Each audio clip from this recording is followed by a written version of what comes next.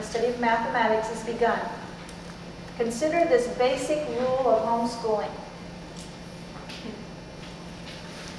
So much time in the day. How many of you agree with that?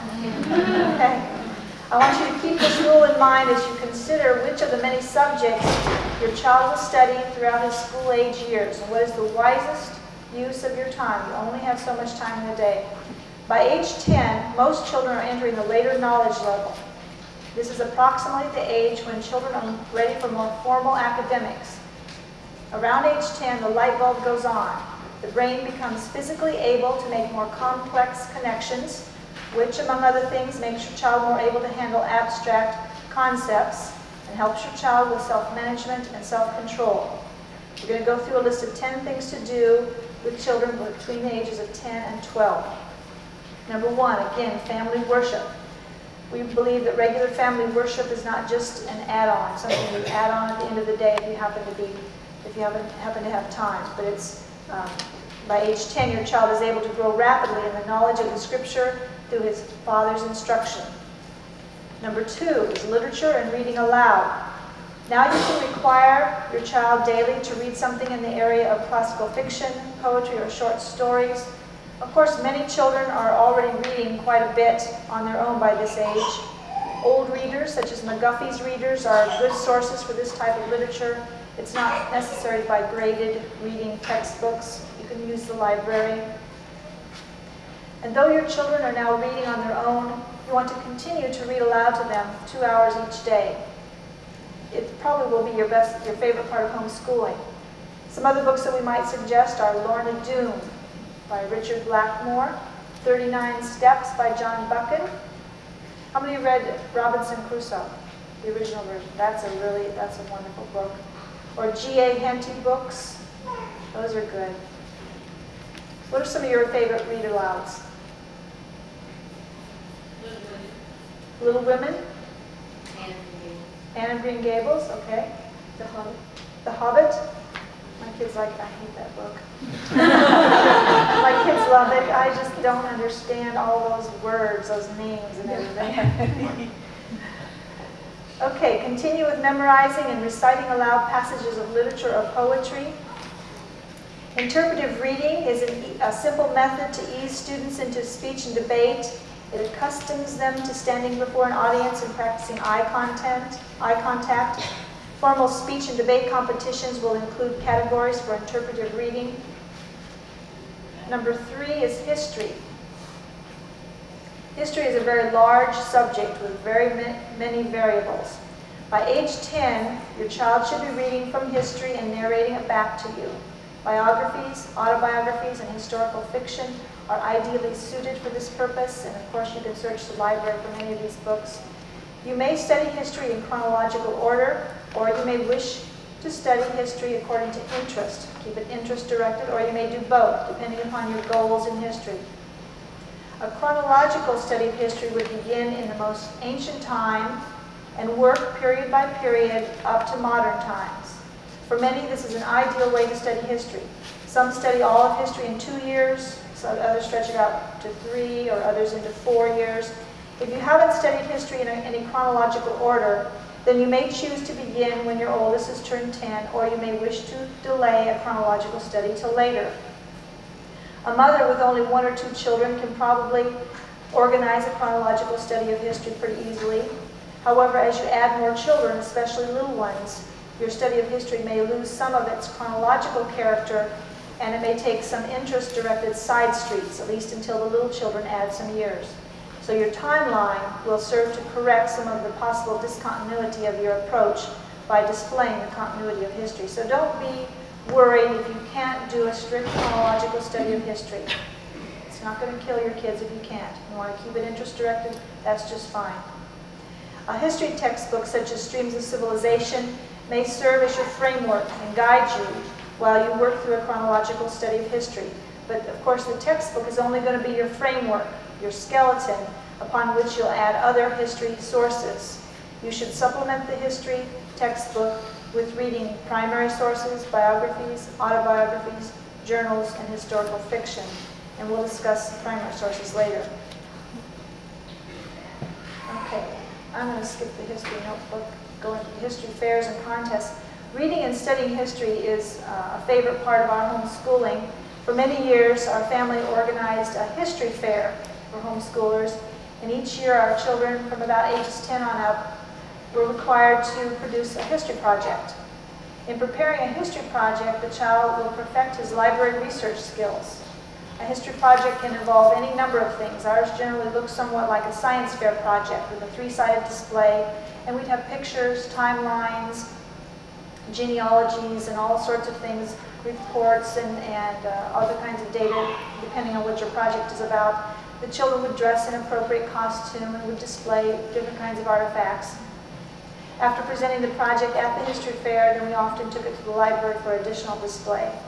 We have a list in our book, Teaching the Trivium, that has a list of contests open to homeschoolers, and some of those are history contests that you can enter. Now, copywork and dictation. No, we're on composition. Number 4 is composition. Okay. Now, by age 10, the student should be proficient at copywork. Remember, copywork is you put before the children's eyes what you want them to copy word for word. Now, about age 10, they might be ready to go on to dictation. Some children can go on to dictation at 10. Some children can do it earlier. Some children are later than age 10. Dictation is a little bit more difficult than copywork because now the mother will say aloud what she wants the child to write down. So the child will listen and hear it, and then they will write down what they hear. So do you see how that's a little bit more difficult than actually seeing it and writing it down? They have to hear it and they have to visualize it in their head, and then they have to write it down.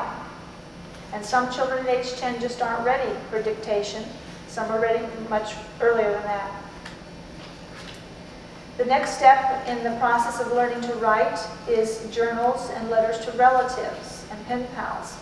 Now here the child combines the skill of copywork with that of narration, and he now has to create in his mind what he puts on his paper. So when he writes in his journal, he has to not only write it, but he has to create it in his mind. He has to think it up, he has to think up the sentence, and then he has to write it down. And that's another step past dictation: copywork, dictation, creative writing. And some little boys simply can't do it at age 10. They just can't think of a thing to write about. And also they're allergic to pencils too, but that's another subject. So, say a letter to grandma could start out with copywork. The mother would write the letter and the child would copy it. The next step would be mother dictates the letter to grandma. The third step, the child will create the letter to grandma. So it's a step-by-step progression, and you have to determine in your mind when your child is ready for the next step. Simple outlining skills. Most families will need help in teaching outlining skills. We've probably forgotten it since we were in school. And this may be included in your writing curriculum, or you may wish to buy a book on how to do outlining. You would begin to teach outlining skills perhaps at around age 12. Number 5, any questions so far? Okay, number 5 is spelling and English grammar. By age 10, your child can comprehend the abstract grammatical concepts of noun, verb, and direct object, and English grammar, or any language grammar, can be readily learned. We would recommend beginning at about age 10. The abstract concepts of formal math and formal grammar are best left until the child is developmentally ready to handle them. Before age 10, memorization, narration, reading aloud, and copywork will build a solid foundation for the study of formal grammar at age 10. In the recent edition of Homeschooling Today magazine, there's an article by Ruth Beechick, excellent article, and she talks about delaying formal grammar and the reasons behind that. Okay, number 6 is Latin and Greek. You can introduce your children to alphabets at a very early age. Remember, we talked about that earlier today. If you haven't done it by the later knowledge level, we suggest that the time is slipping away for you to do this. The Greek alphabet can be learned right along with the English alphabet. When the child is skilled in writing the Greek alphabet, then copywork exercises can include passages from the Greek New Testament. Latin grammar can begin at age 10 or 11, and Greek grammar you could begin at that same time also. A suggested course of study let's say you want to do 2 languages. You determine you want to do both Greek and Latin. suggestion would be start with the Greek alphabet when they're young. They're very young. Just stick with the alphabet. And then when they're 10, go to Latin grammar. Now the Latin alphabet is learned very quickly, so you don't have to spend an extraordinary amount of time on the Latin alphabet. So about age 10, Latin grammar, and then about age 13, you can go to Greek grammar. That's if you want to do both languages. Question. Yes? Are you recommending teaching English grammar at the same time you're teaching Latin grammar? Yes. Yes. So they learn what a noun and an adjective is in both languages at the same time? Yes, you can do that, yes. And we would suggest 3 years of English grammar would be plenty, 10, 11, and 12. And then you might be able to drop English grammar because you'll be studying more Latin or Greek grammar. A 10-year-old could spend maybe 15 minutes a day on Latin, while a 12-year-old might increase that to 30 minutes a day. Okay. Number 7 is early logic. Now, by age 10, children are in the later knowledge level, and they're capable of only elementary logic activities. A formal course in logic would be beyond their developmental capacity. There are a number of early logic activities which may be helpful. So there's a workbook series called Building Thinking Skills. And a 10-year-old could do Building Thinking Skills Book 2. An 11-year-old could do Building Thinking Skills Book 3, Figural. And a 12-year-old could do Building Thinking Skills Book 3, Verbal. These are early logic activities. These aren't real logic. They're just early logic or pre-logic to help prepare you for the study of logic when they're in about age 13. Building Thinking Skills. This is all in our catalog. You can see it in our catalog. Now, arithmetic, number 8. A 10-year-old is perfectly capable of jumping right into a 6th grade math textbook with no previous experience with math workbooks or textbooks.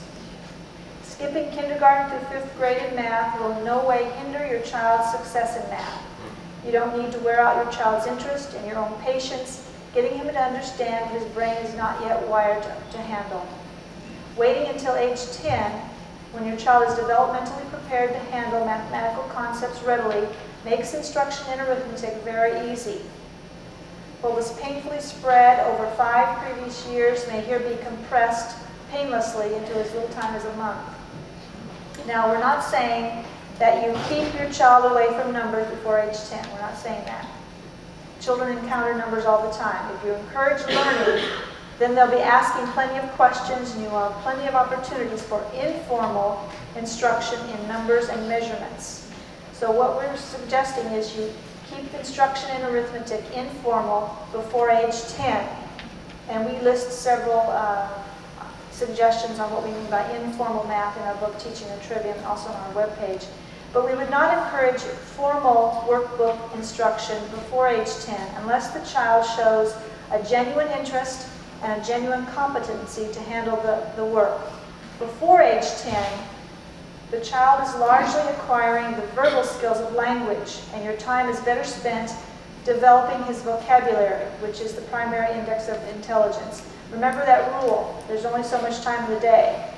Your time may be much better spent reading aloud to your child reading aloud books, than struggling with math concepts which he's just not developmentally prepared to handle. There's an article in Homeschooling Today magazine back in September, October 1995. It's called A Solution to Our Math Problem, and she explains it this way.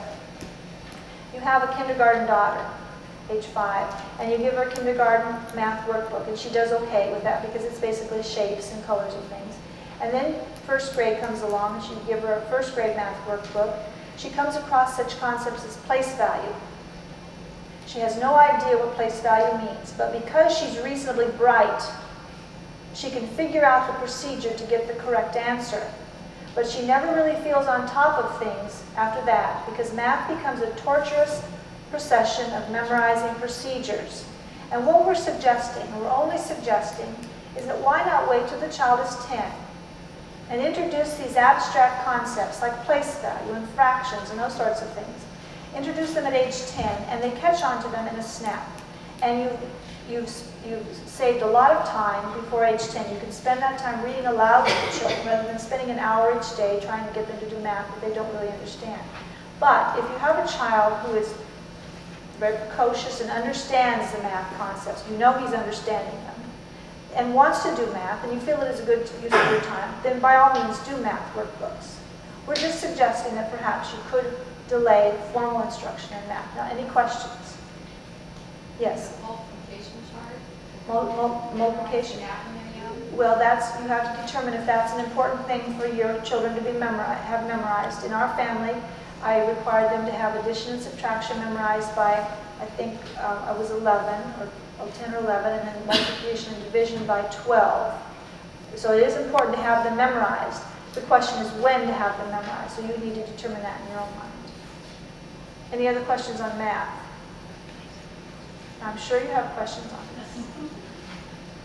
I'm sure you talk about it in your book, so I bought it, so I'll read about it. But how did you come to this conclusion? Did you get married and say, we're not going to teach our children math until they're 10? No, we didn't come up with this idea. This is not some original idea with us.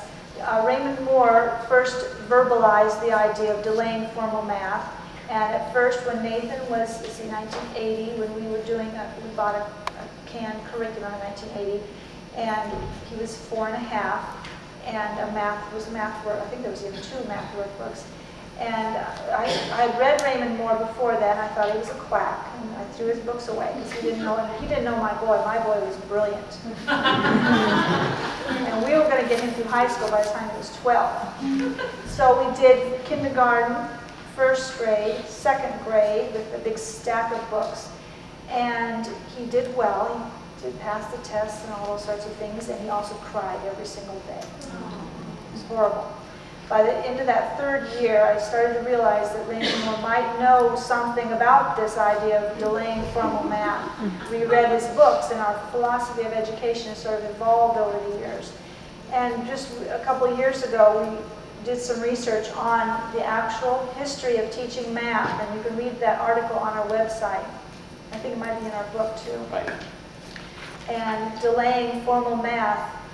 Long ago, they did not teach math to young children. This is a new concept in the last 100 years. So you see, your children can start 6th grade math when they're 10 and go all the way through calculus by the time they're 18. Okay, number 9 is science. The knowledge level is the observation level of science. So you want to provide your child with the time, the tools, and the opportunities for experimental observation and exploration. For the later knowledge level, studies in science could remain interest-directed, supplemented with experiments, collections, nature studies, copywork, art, and reading. I'm going to skip some of this because we aren't going to have time to get through all of this. Okay, let's go on to the understanding level. 10 things to do with children ages 13 through 15. When children reach the understanding level, homeschooling becomes more interesting. Early teens are developing into thinking, reasoning, questioning creatures. They no longer are content to know what happened, they want to know why.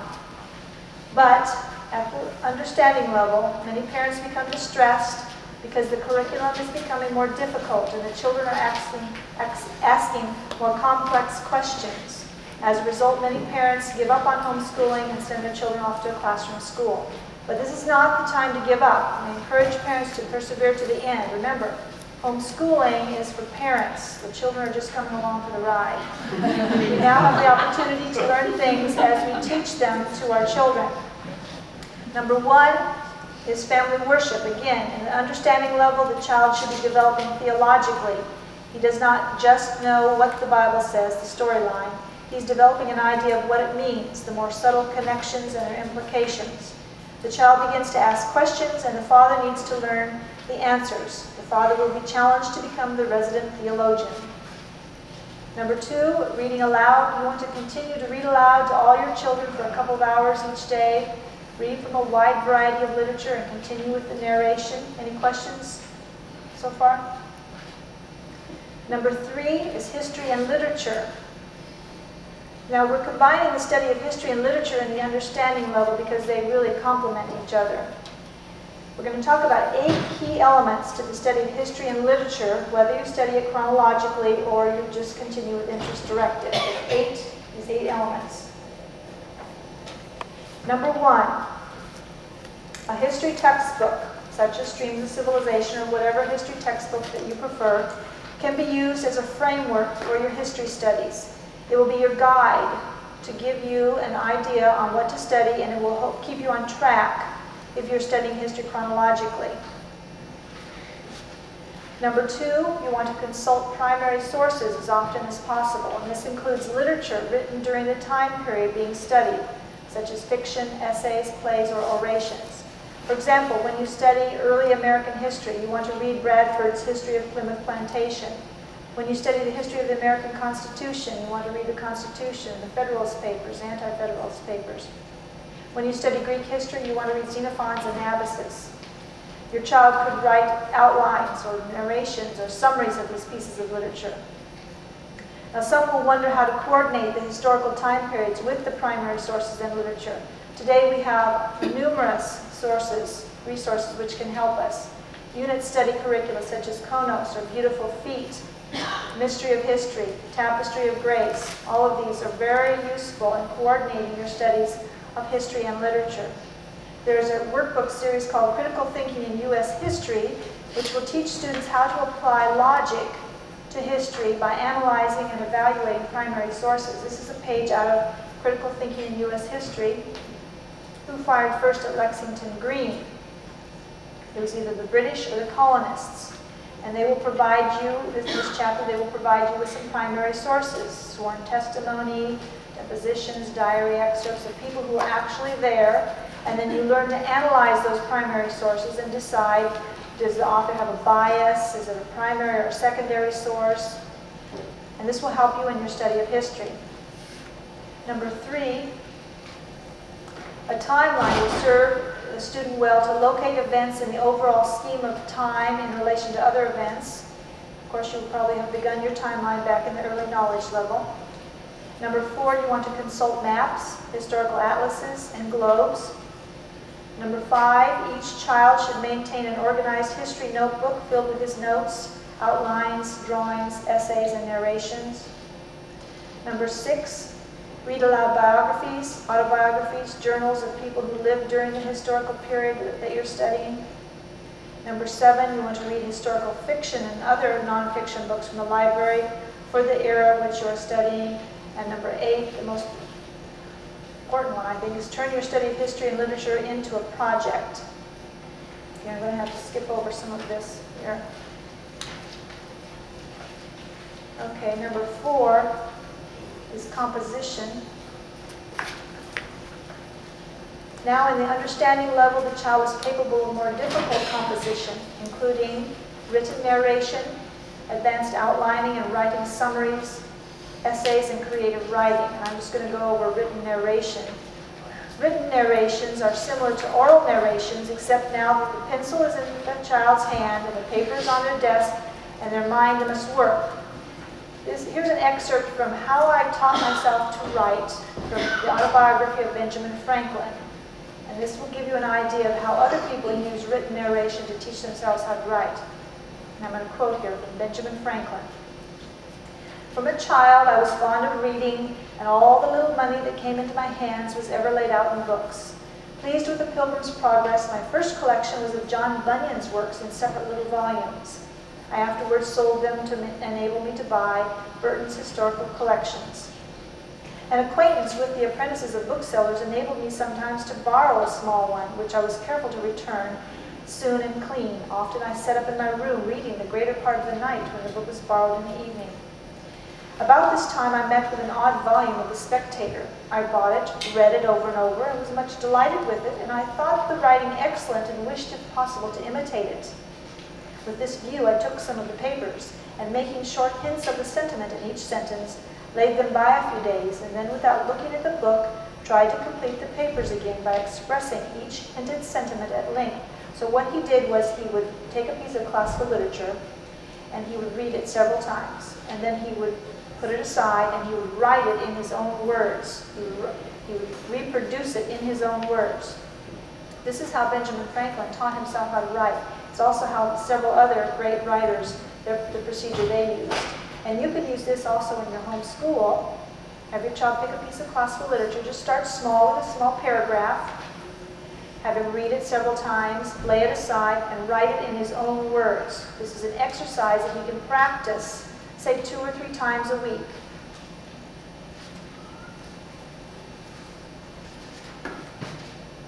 Okay, number 5 is speak.